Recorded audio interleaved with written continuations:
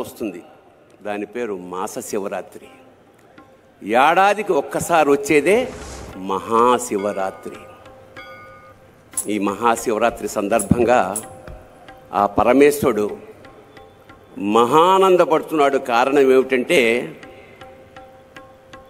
శివుడు ఇవాళ చంద్రబాబు గారిని ధరించి చంద్రశేఖరుడయ్యాడు.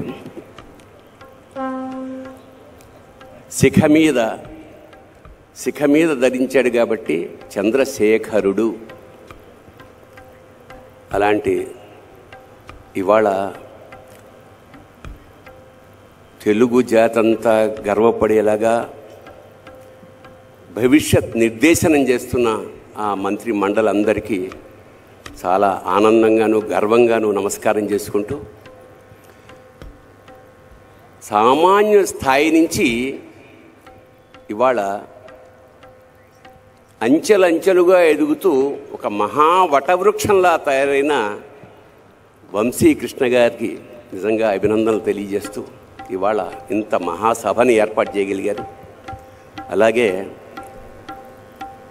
మహా టీవీ ఇవాళ మహాభక్తి టీవీగా కూడా ఇవాళ నుంచి ఆరంభమైంది.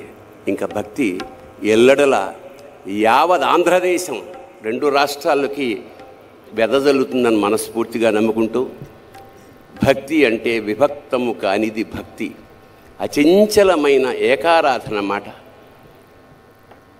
ఈ సందర్భంగా ఒక చిన్న పిట్ట కథ చెప్పి ఆ తర్వాత శివతత్వంలోకి వెడదాం.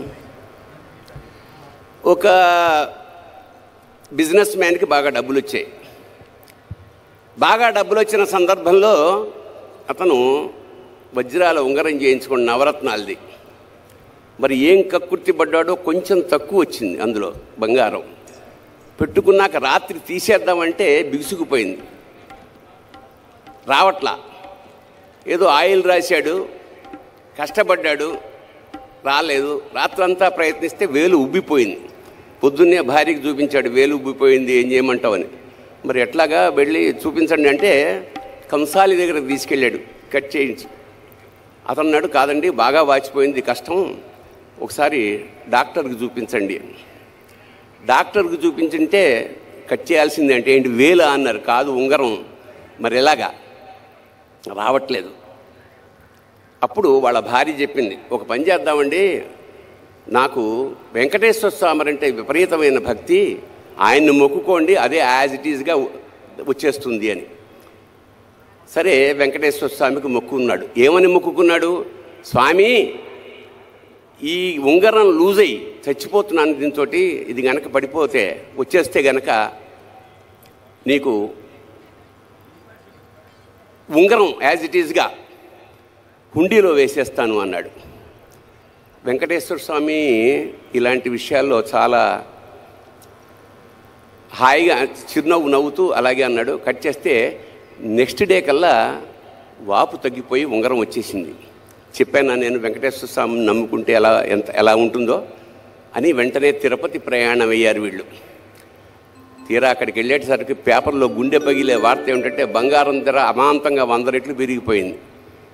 అంటే ఇప్పుడు 50,000 ఉన్నది 5 లక్షలు అయింది అనుకోండి. ఇంత డబ్బు ఉంగరం వేస్తానన్నాను, ఇదేమిటిది అని చెప్పి అతను వెంకటేశ్వర స్వామితో మళ్ళీ ఒక కాంట్రాక్ట్ ఒప్పుకున్నాడు. స్వామి, నేను ఉంగరం వేస్తానన్నది లాస్ట్ మంత్, అప్పుడు బంగారం ధర ఇంతే ఉంది, ఇప్పుడు దానికి నీకు సంబంధం లేదు, అంచేత అప్పుడు దాని ఖరీదు 50,000 రూపాయలు కాబట్టి ఆ 50,000 వేసేస్తాను అని 50,000 పొట్లం కట్టి ఓం గోవిందా గోవిందా అని హుండీలో ఆ డబ్బులు వేసేసాడు. దాంతోపాటు ఉంగరం కూడా పడిపోయింది. అందుకే వాడిని వడ్డీ కాసుల వాడు అంటాడు. అంచేత దేవతలతోటి మనం బేరం చేయకూడదు. అంచేత భక్తి అంటే నిష్కామ భక్తి, నిశ్చల భక్తి ఉండాలి. మరి మనం ఇవాళ మహాశివరాత్రి సందర్భంగా శివుడిని వెతుక్కుంటున్నాం. శివుడు ఎక్కడుంటాడు? ఎక్కడ ఉండడు? సర్వాంతర్యామి కదా. నీలోనూ ఉంటాడు, నాలోనూ ఉంటాడు. నాలోన శివుడు గలడు, నీలోన శివుడు గలడు, నాలోన శివుడు గలడు, నీలోన శివుడు గలడు, నాలోన శివుడు గలడు, నీలోన శివుడు గలడు, నాలోన గల శివుడు నీలోన గల శివుడు లోకములేలగలడు, నాలోన గల శివుడు నీలోన గల శివుడు లోకములేలగలడు, కోరితే శోకము బాపగలడు.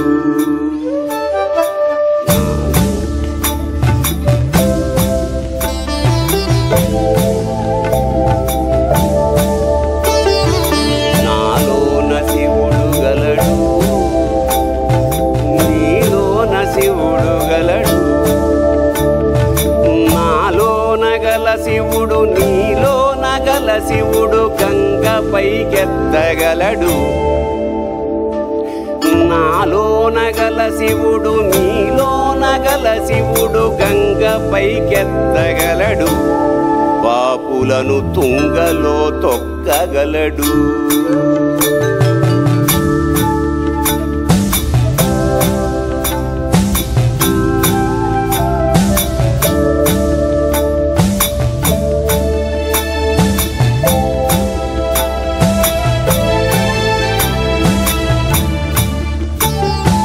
నాలోన గల శివుడు నీలోన గల శివుడు ఒక కన్ను తెరవగలడు, నాలోన గల శివుడు నీలోన గల శివుడు ఒక కన్ను తెరవగలడు, వద్దంటే రెంటిని మూయగలడు.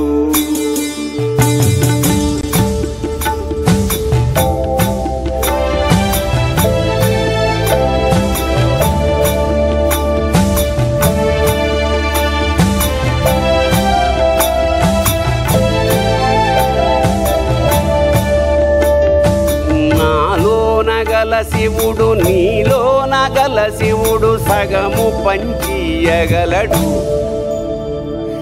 నాలోన గల శివుడు నీలోన గల శివుడు సగము పంచియగలడు, తిక్కతో అసలు తుంచేయగలడు. నాలోన శివుడు గలడు, నీలోన శివుడు గలడు, నాలోన శివుడు గలడు,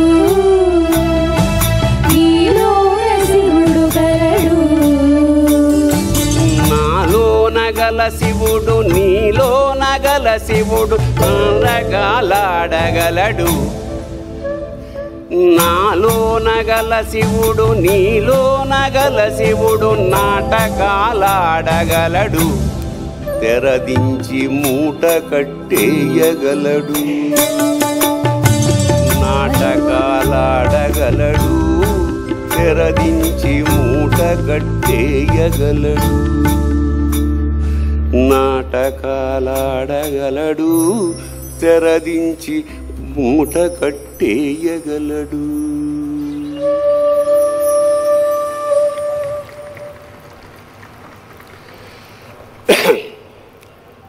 శివుడికి విష్ణువుకి భేదం లేదు. మనం అజ్ఞానం కొద్దీ శివుడు వేరు విష్ణువు వేరు అనుకుంటూ ఉంటాం.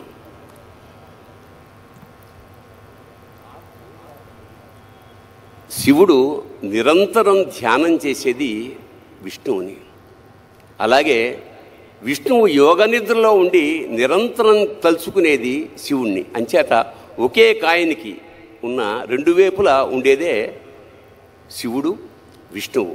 ఉదాహరణకి మనం పొద్దున్న లేచి ఆఫీసులకి పనులకి వెళ్తాం.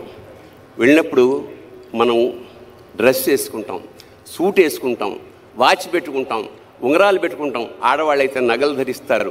అలంకరణ అంతే. అలంకరణ ప్రియో విష్ణు, అభిషేక ప్రియో శివ. అలంకరణలో ఉండే విశేషం ఏమిటంటే విష్ణు తత్వం. దాంతో ఆఫీస్కి వెళ్తాం, పనులు చేసుకుంటాం. అదంతా అయిపోయిన తర్వాత సాయంత్రం వచ్చిన తర్వాత మగవాళ్ళు అయితే వెంటనే చొక్కాలు ఇక్కలన్నీ తీసేసి లుంగిలోకి మారుతారు, ఆడవాళ్ళు నైటీలోకి మారుతారు. అంటే శివతత్వం ఎంటర్ అయిందనమాట. ఇక్కడి నుంచి రీఛార్జింగ్ ది బ్యాటరీ, అంటే రిలాక్స్ అవుతాం, పడుకుంటాం, పొద్దున్న కల్లా ఎనర్జైజ్ అవుతాం, మళ్ళీ విష్ణుతత్వంలోకి ఎంటర్ అవుతాం. సో పగలల్లా మనకి శక్తినిచ్చేది విష్ణుతత్వం అయితే మనలో బ్యాటరీ ఛార్జ్ చేసేది శివతత్వం. ఇది తెలుసుకోలేక మనం నిరంతరం జీవితాంతం నేను శివతత్వంలోనే ఉంటాను, పడుకుంటా అంటే పెళ్ళం గెంటేస్తుంది. అలాగే నిరంతరం విష్ణుతత్వంలో ఉండడం అసాధ్యం. అంచేత శివ విష్ణువులు ఒక్కరే. అందుకని ఎంత మోసగాడివయ్యా శివా, నువ్వు ఎంత వేషగాడివయ్యా శివా.